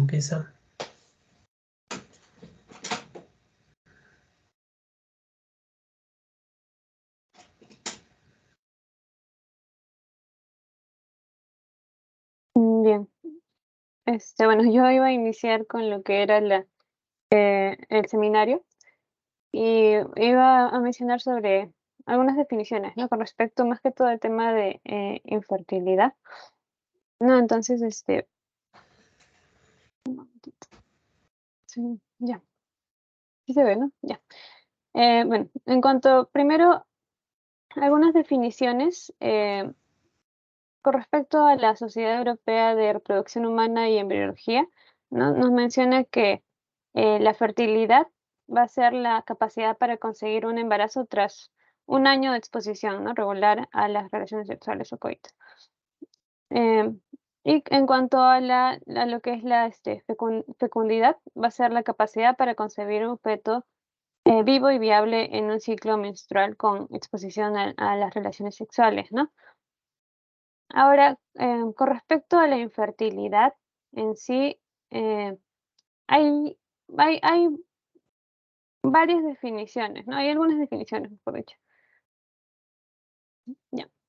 En cuanto a lo que menciona la FIGO y la OMS, nos da como definición de infertilidad a que una paciente esté al menos 24 meses, tenga 24 meses de relaciones sexuales regulares con una finalidad reproductiva, ¿no? Sin conseguir embarazo. Pero lo que nos dice la Sociedad Americana de Medicina Reproductiva es que la infertilidad va a ser la falla para concebir en una pareja en edad reproductiva después de 12 meses o más de relaciones sexuales regulares sin anticonceptivos, ¿no? Esta va a ser la definición más usada según el artículo que encontré. Pero también se menciona de que tiene que ver con la edad de la paciente, ¿no? Entonces también otra definición se podría mencionar que que la infertilidad va a ser, se va a ver posterior a 6 meses de relaciones sexuales sin lograr concebir en una mujer mayor a 35 años. Siguiente, por favor. Bien. En cuanto a la epidemiología, vamos a ver que a nivel mundial, pues, se ha encontrado aproximadamente un 85% de las parejas que pues logran concebir en un periodo sin ninguna asistencia médica, ¿no? Logran concebir y que el 15% se daría en países desarrollados, ¿no? Perdón, el 15% de parejas en países desarrollados son infértiles y en países subdesarrollados puede llegar hasta el 32.6%, ¿no? También se ha encontrado que la edad va a ser el factor más importante, ¿no? En el impacto de la fertilidad. Y con esto, pues he encontrado que, bueno, la fertilidad de una mujer va a disminuir en 2.77% por año a partir de los 35 años, ¿no? Entre las principales causas se encuentra lo que es la endometriosis, también el síndrome de ovario poliquístico y las enfermedades de transmisión sexual. Y bueno, también otro dato que nos da, me daba el artículo, era que la fertilidad primaria, que bueno, en sí va a ser en la que nunca se ha logrado un embarazo, ¿no? La infertilidad primaria, perdón, es cuando nunca se ha logrado un embarazo, y infertilidad secundaria es cuando después de una gestación, ¿no? Conseguida sin ningún tipo de tratamiento, transcurrieron 12 meses y no ha podido lograr un nuevo embarazo, ¿no? Con la intención de embarazarse. Entonces, lo que nos dicen los datos son que la fertilidad primaria va a ser más frecuente que la secundaria, ¿no? Porcentajes de 63.7% versus 36.2%. Pero la secundaria va a tener mejor pronóstico. Y bueno, también el 60% de las parejas con infertilidad que recibe atención médica logra un embarazo, ¿no? Y con la técnica de reproducción asistida puede llegar a variar entre 30 y 35%. Siguiente, por favor.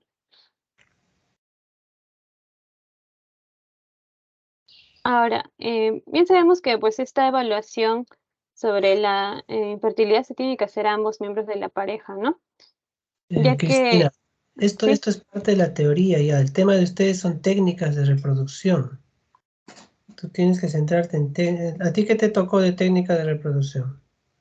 Claro, me tocó lo que es la inducción Ya, a la eso, ovulación, pero también decía estudio de la pareja fértil, por eso había puesto eso ya eso. lo han hecho en la teoría. Más Ya, entonces, hecho en teoría. Pasa sí. esta parte. Porque eso ya se supone que han hecho en teoría, ¿no? Hasta ahí, por favor. Ahí centra. Ya. Bien, entonces, bueno, hablando sobre ya la técnica, ¿no? La técnica de inducción de ovulación, vamos a ver que esta la encontré como una técnica también de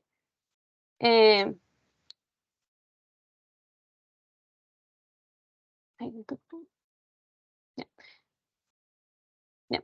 Va a ser una técnica de baja complejidad, ¿no? En sí va a ser la técnica más sencilla y mínimamente invasiva, utilizada en pacientes, específicamente en pacientes con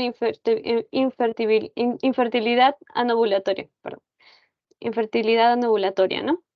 Entonces, el objetivo de esta técnica va a ser inducir un desarrollo monofolicular en lugar de uno multifolicular, ¿no? Y también la ovulación subsiguiente, que da como resultado un embarazo, evitando lo que es el riesgo del síndrome de hiperestimulación ovárica, ¿no? En este caso, se sugiere que las mujeres con trastorno de ovulación se sometan a esta técnica ¿no? Antes de considerar las técnicas de reproducción asistida, ya que las tasas de éxito van a ser buenas. Siguiente, por favor.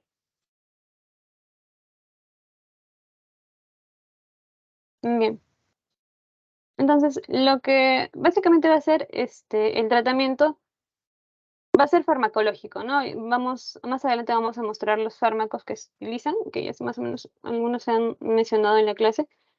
Y este va a estar destinado, como lo mencionaba, a pacientes anovulatorios, ¿no?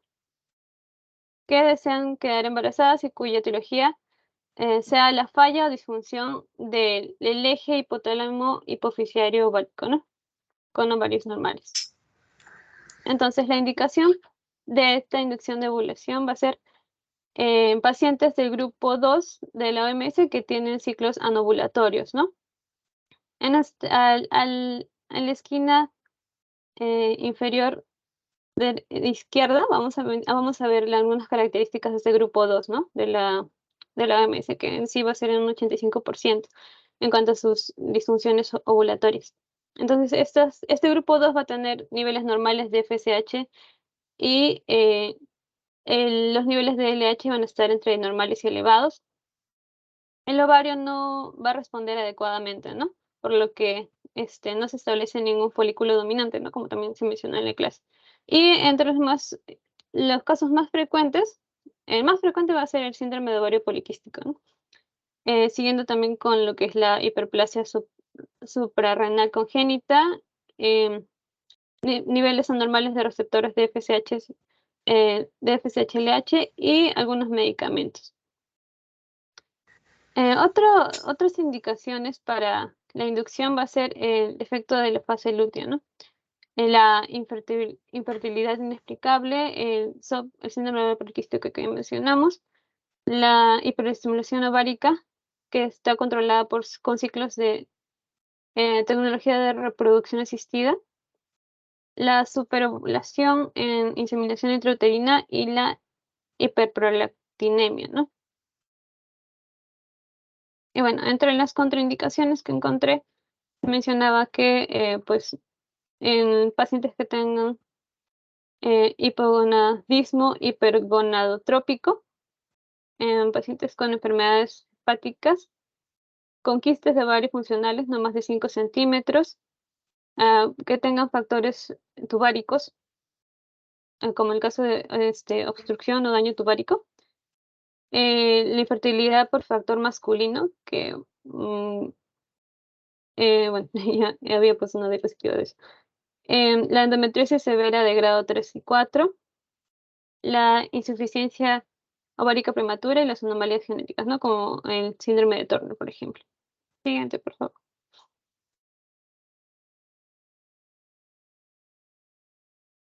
Bien. En cuanto a la técnica,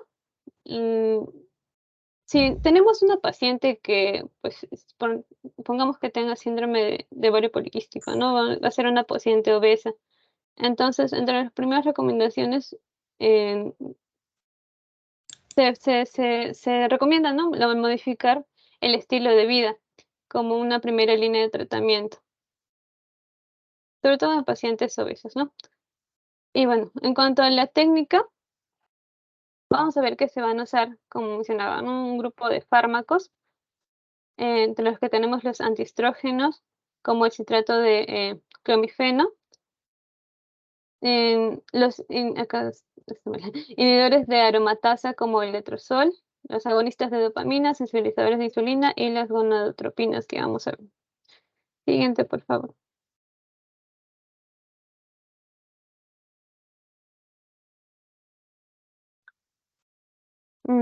Bien. Entonces, lo primero que vamos a ver es el citrato de clomifeno, ¿no? En cuanto a su mecanismo de acción, este va a ser un fármaco antiestrogénico, como se mencionó. Cristina, antes que sigas, si se me pase, una recomendación. Las diapositivas son ayuda visual para los que estamos recibiendo la clase. ¿Sí? No es para ti. Y va para tus demás compañeros. Acá en tu diapositiva tú has metido toditito y yo no puedo leer. No sé, peor tus compañeros, si están en un teléfono, peor, ¿no? Y si está en una clase no se va a poder leer esto. O sea, la diapositiva es ayuda para el que está recibiendo la clase, no para ti. ¿Entiendes? Esto no puedes volver a presentar otra vez, ni en otras clases, ni menos para otro tipo de exposición. Esto está mal. No puedes juntar tanta información en una sola diapositiva. Acá tienes para hacer 5 diapositivas. Una por una podrías haber separado tranquilamente, pero no juntarlas. Esto no está bien, ¿no? Es más, cuando tú hagas tu maestría, te van a decir solo 6 líneas, dicen todavía. Acá hay como 25, no sé, y letra chiquitita que nadie la puede leer, ¿no? O sea, esto, repito, no es para que tú leas. La diapositiva es para que nosotros entendamos y tú nos expliques. ¿Entiendes? A tu compañero igual, al anterior no le dije nada, igual algo parecido nos metió un montón de letritas. Esto está mal. ¿Ya? Para las subsiguientes no puedes hacer este tipo de diapositivas que no, pues no va. Ya sigue. Trate de resumir, por favor, porque acá, bueno, no lo entiendo. Sí, está bien, doctora. Bien, como mencionaba, el citrato de clomifeno va a ser un fármaco antiestrogénico, ¿no? Su mecanismo de acción es que va a unirse a los receptores de estrógenos en el hipotálamo y va a bloquear la unión de la hormona de estrógenos a los receptores de estrógenos, ¿no? Para esto el hipotálamo va a detectar la falta de unión de estrógenos en los receptores y va a liberar la hormona liberadora de gonadotropina, que le va a indicar a la hipófisis que secrete más hormona estimulante del folículo, ¿no? O folículo estimulante y luteinizante, que van a estimular el desarrollo del ovario folicular, ¿no?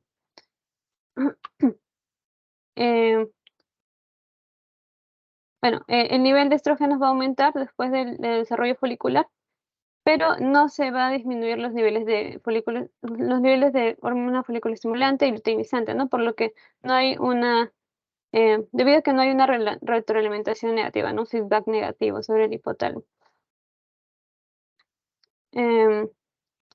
Y esto ya que el propio fármaco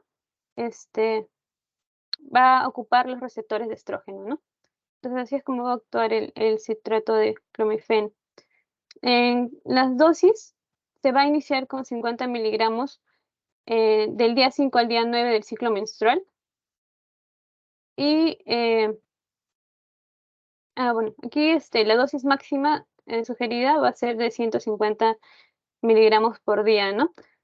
Si la ovulación no ocurre con esta dosis en el día 5 al día 9, entonces se va a incrementar progresivamente, ¿no? De 100 a 150, 200, 250. Y la recomendación es que, bueno, no se recomienda más de 6 ciclos ovulatorios porque solo se obtiene aproximadamente el 50% de los embarazos con una dosis de 50 miligramos al día, ¿no? Y va disminuyendo el porcentaje conforme van aumentando. Bueno, las indicaciones ya se mencionaron. Con respecto a las contraindicaciones, aquí en sospecha de embarazo, pues no se puede usar.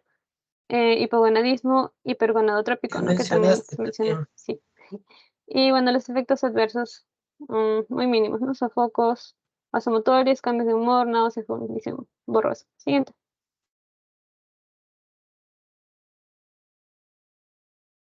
Bien, pasando a lo que es el letrozol, ¿no? Va a ser un inhibidor enzimático reversible y, bueno, como se menciona aquí, no va a bloquear la conversión de andrógenos en estrógenos y debido a ello, pues, va a aumentar el nivel de testosterona, ¿no? Bueno, no tiene efecto antiestrogénico sobre el endometrio y el moco cervical y va a reducir las tasas de embarazo múltiple y también va a disminuir la posibilidad del síndrome de hiperestimulación ovárica. Las dosis se mencionan, ¿no? 2.5 a 5 miligramos por vía oral a partir del segundo o tercer día del ciclo menstrual, ¿no? Durante 5 días. Bueno, siguiente.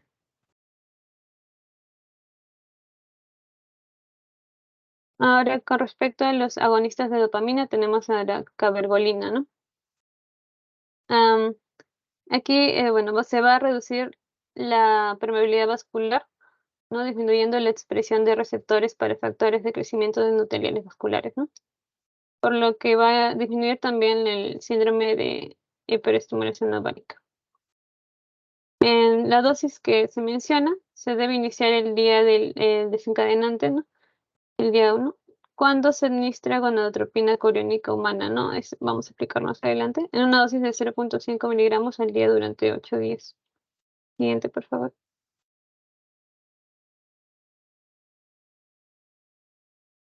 Ahora aquí en cuanto a lo que son los sensibilizadores de insulina, ¿no? Tenemos a la metformina, que sobre todo en pacientes con síndrome de ovario poliquístico no van a aumentar las tasas de embarazo.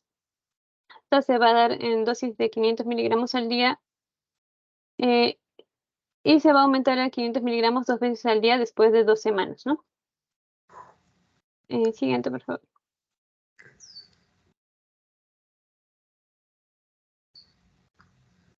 Anterior. Ya.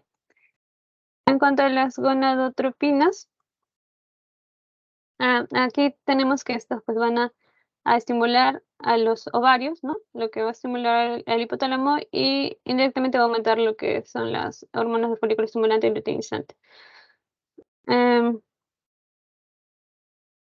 Bueno, en este caso también habían leído que también había terapia con la hormona liberadora de gonadotropina pulsátil, ¿no? Pero ya no me alcanzó a ponerlo.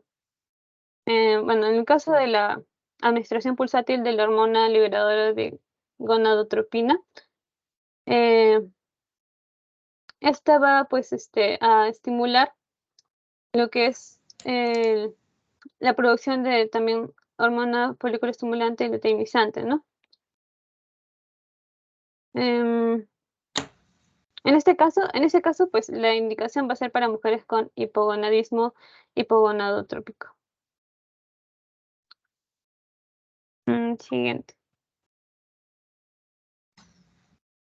Y ya para terminar, las complicaciones que tiene en la inducción a la ovulación van a ser el síndrome de hiperestimulación ovárica, que se va a reducir el riesgo con algunos fármacos que hemos mencionado, embarazos múltiples también, la pérdida espontánea del embarazo, anomalías congénitas y cáncer de mama y ovario. Eso sería todo. Ya. ¿Alguien más falta? Falta uno, ¿no?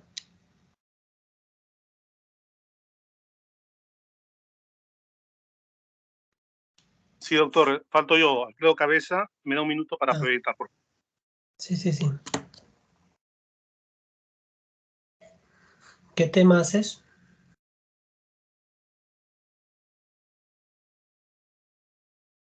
Donación de ovocitos y embrión congelado.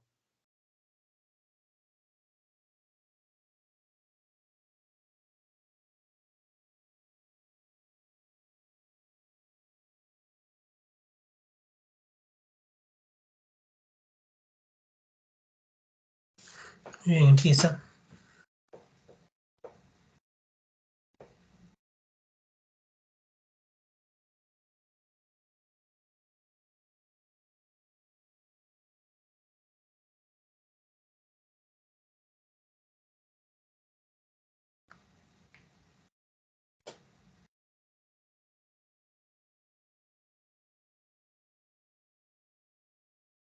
Buenas tardes, doctor. Buenas tardes con todos. Tu cámara.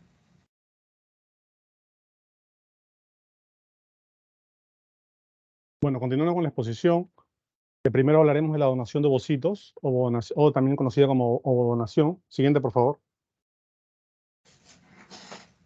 Bueno, esta va a ser una técnica complementaria a la fecundación in vitro o la inyección intracitoplasmática, que va a estar indicada para mujeres que no consigan gestar a partir de sus propios gametos, por presentar alteraciones que lo imposibilitan, como fallo ovárico primario, fallo ovárico precoz, menopausia precoz, enfermedades de transmisión genética, abortos de repetición o fallos repetidos de otras técnicas, entre otros. Siguiente, por favor.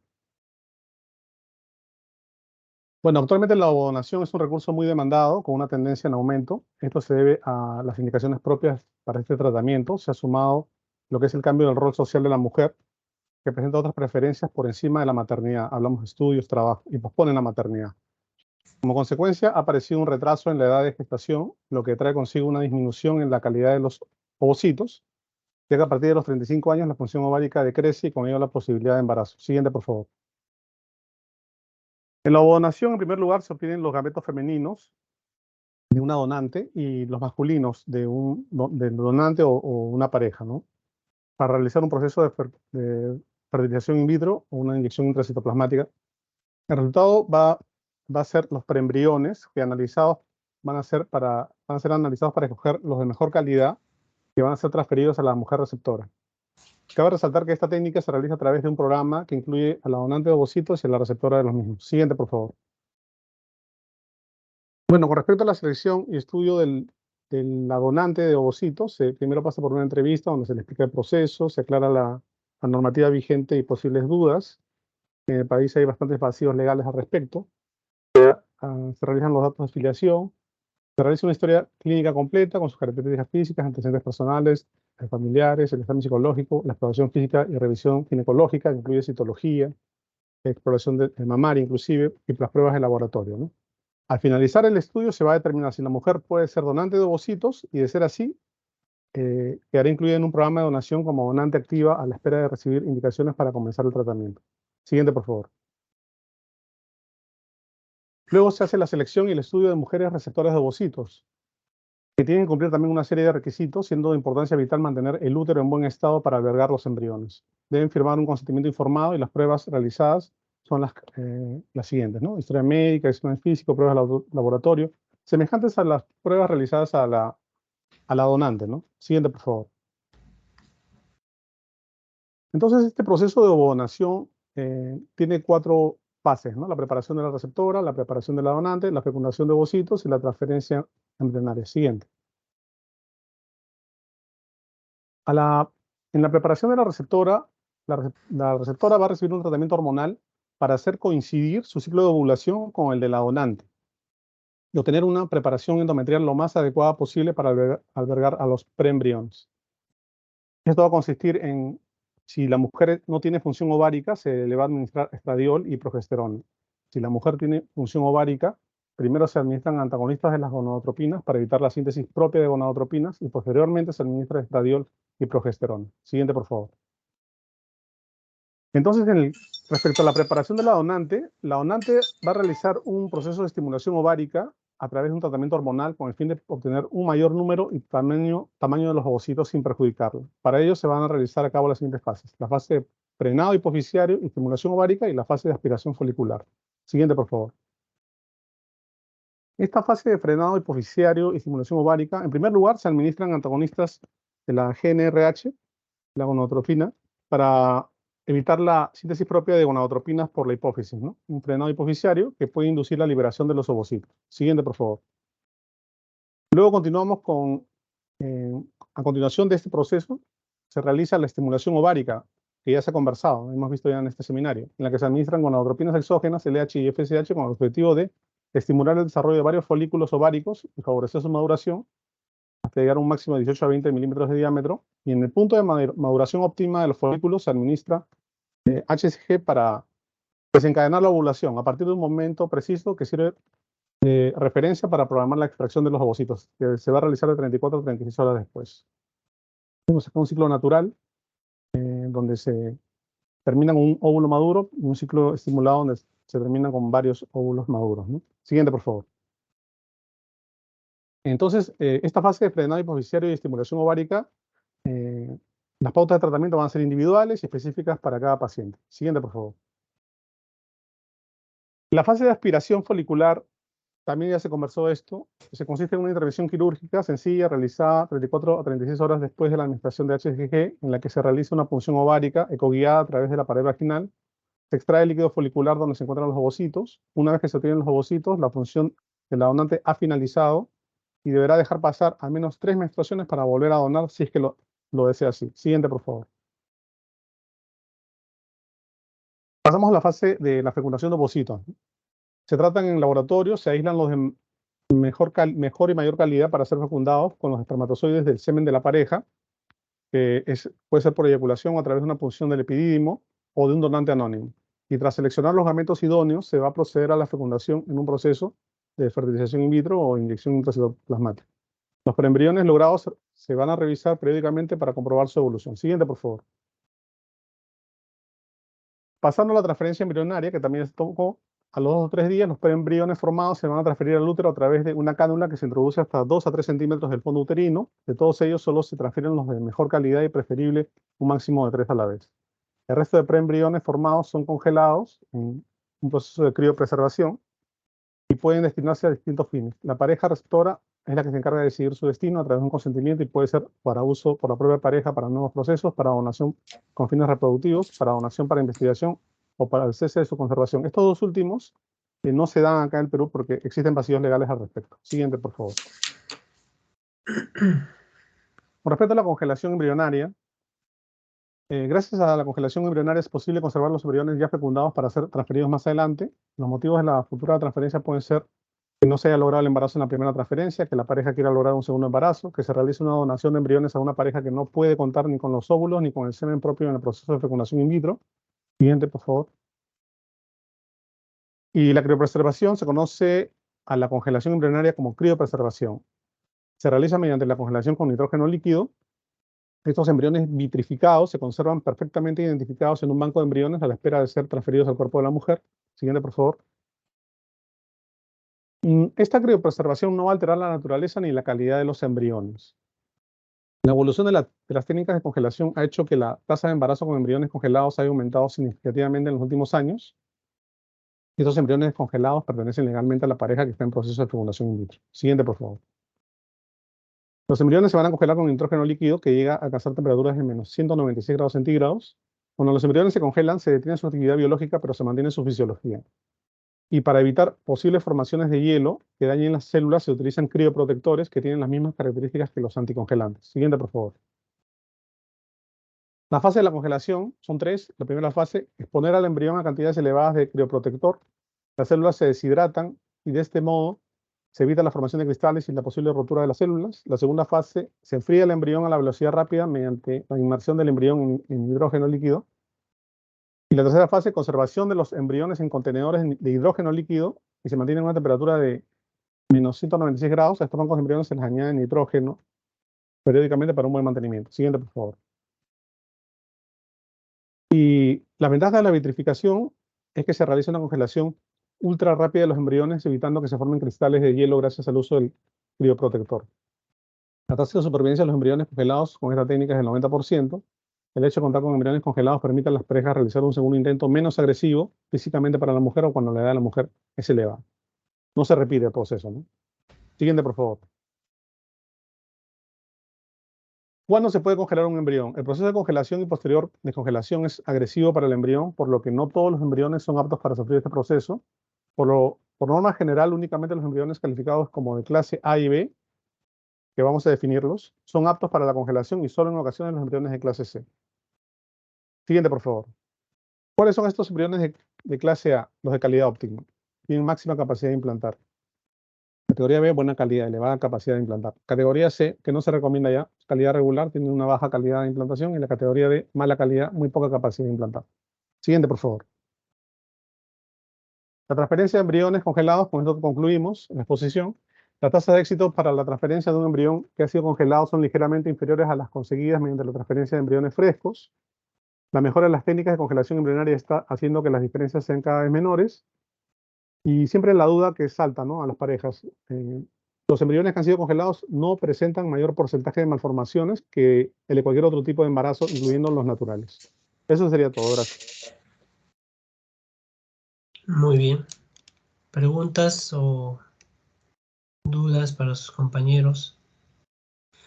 El tema es, no es sencillo buscar, yo lo entiendo, porque esto es como que una subespecialidad, les decía a sus compañeros, de la ginecobstetricia, pues no es un poquito complejo.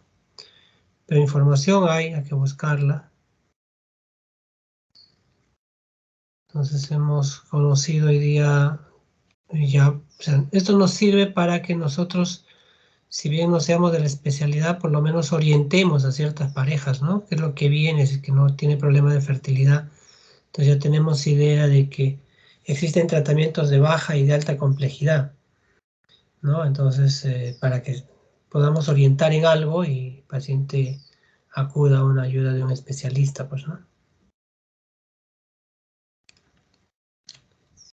¿Ya no hay preguntas o dudas?